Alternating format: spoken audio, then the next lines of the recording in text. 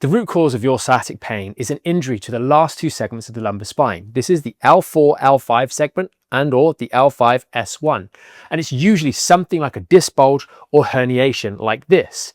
And this is putting pressure on the roots of the sciatic nerve, giving you this pain. Some of you watching this video are going to find that the action of sitting is the only thing, or one of the few things, that actually relieves the pain. And we're going to talk today on the podcast about why this is and why it's one of those traps, just like the knee hugs, just like the sciatic flossing, that actually, although it provides you that moment-to-moment relief, you'll find you're doing it for months, if not years, going nowhere, and finding your sciatica is still a thing. And that's because it gives you this short-term relief at the expense of dealing with the underlying problem, making that worse at the expense of short-term gain. If you're new here, welcome. I'm Michael Fatika, the lead osteopath and spine specialist here at Back in Shape. We help people around the UK and all over the world fix their back pain from home and get back in shape for the long term. And today we're hopefully going to help you understand your sciatica more effectively so you can steer clear of these kind of errors that catch so many people out. I've already mentioned the root cause of the sciatica down in that lower lumbar section of the spine, but really there are going to be two phases, if you will, of your injury. Now you're going to have the first moment that you injure that back or re-injure that back doing a specific movement. Often it's something like bending forwards in some way, shape or form, reaching for something, putting your socks on, and maybe with a little bit of twisting. But we get that tear, that injury that occurs there and then.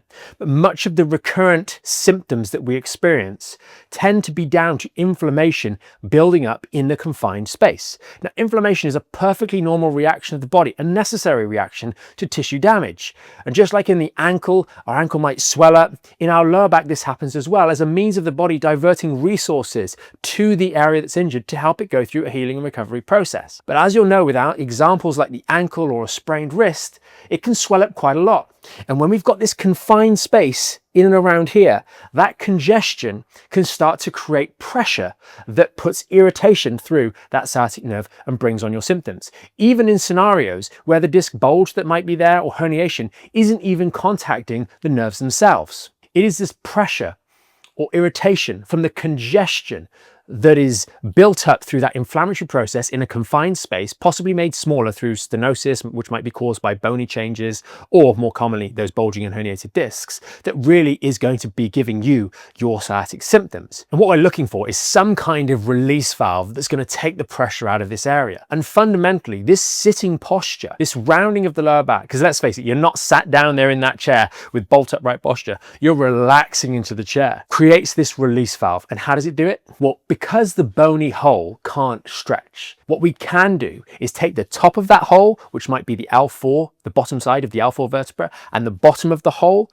which might be the L5 vertebra on the top side, and they make up that hole where the nerve comes through. And when you sit down or do a knee hug or do a child's pose or do sciatic flossing, the commonly recommended exercises, you enlarge that hole like so. As you move those two vertebrae away from one another, the hole where this nerve is coming out here enlarges, and that immediately often can create that feeling of relief. So whether it's knee hugs, whether it's child's pose, whether it's that you just sat down on a park bench to alleviate that pain, or whether you squatted down into a curled up position, that is what you're doing. We're relieving the pressure around that nerve, but this comes at a cost. Now, as we've explained in the many of the episodes over the last 1 to 200 episodes of the podcast, it is this cost of flexing the lumbar spine to prioritize the congestion in this space at the expense of squashing down more on these discs that is the challenge with this. So yes, some of you guys are going to find that actually sitting down makes it worse. Why? Because your discs at this point in time, your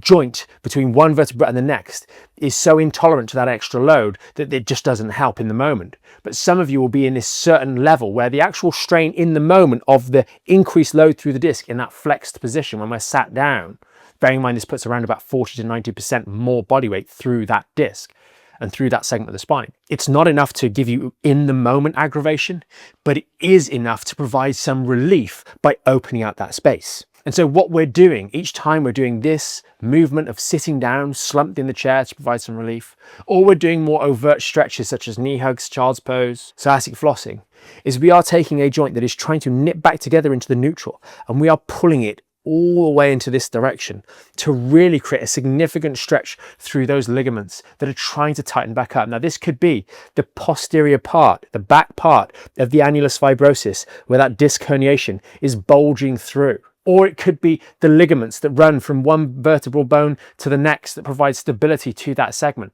In reality, both of those areas are going to be interfered with and bothered in the case of our injury. They're going to have some element of tissue damage, minor or major, depending on the individual. And by constantly moving them through this maximal end range flexion, as we do when we're slumped in the chair or those other exercises, we are undermining that tightening up process, that healing, that stability process that's trying to take place. Ultimately, the fact that we're needing to rely on things like sitting down to get some relief in this sort of manner with such pain, and that being the only way to give you that moments of pain relief, indicates that we're not doing a good job managing the problem on a moment-to-moment basis. We're not actually taking care of ourselves to be aware of the stress and strain that's building up through the course of the day, through the course of that dog walk, through the course of that meeting, and acting before it reaches such a tremendous height. We're just walking and doing the thing that we're doing until we can't do anymore, and then we have to sit down, or then we have to round our lower back, then we have to hug our knees. Instead, starting to work to provide stability and an awareness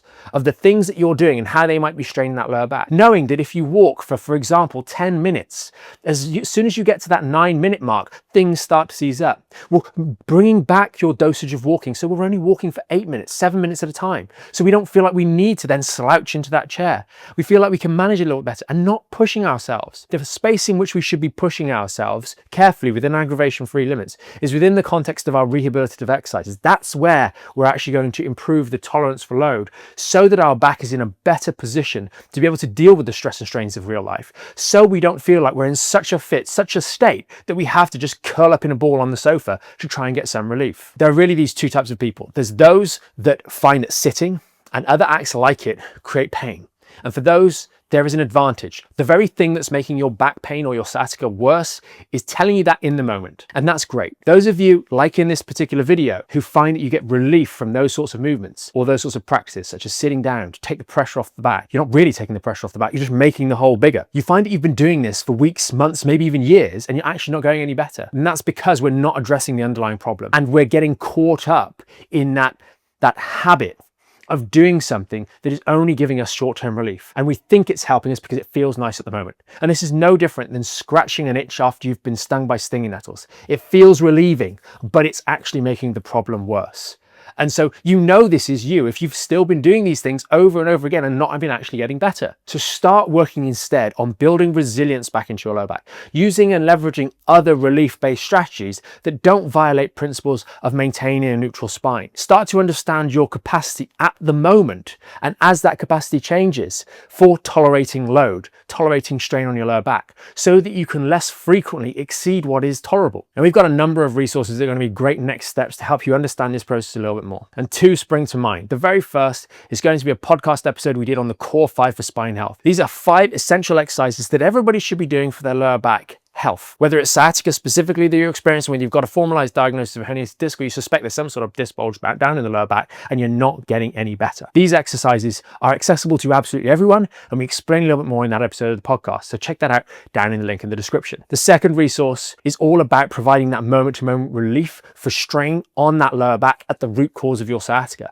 That is providing a relief from the strain that's building up and the inflammation, the congestion that's building up without violating principles of a neutral spine. Things that are good for the symptoms and good for the problem, as opposed to what we've discussed in this episode of the podcast. And there's a link down in the description to the back pain relief routine, which is modeled on the phase 1 that our members do in the Back in Shape program. That's another great place to start, with a tangible series of steps that you can take to ease stress and strain on your lower back. And you can do that again multiple times a day. The second one is a bit more of an active routine thing that you can do. The other one is a bit more explaining, and there are links in that particular core 5 video to other tutorial videos which demonstrate the exercises in a little more detail. Hopefully you found this particular episode of the podcast helpful. It's addressed that specific question: why does it feel better when I sit down for my sciatica? But hopefully you understand now that this is a trap, and one that you really don't want to continually fall into. And when we start doing the right sort of things, you'll find that things really start to move in the right direction again, rather than being stuck spinning your wheels for weeks,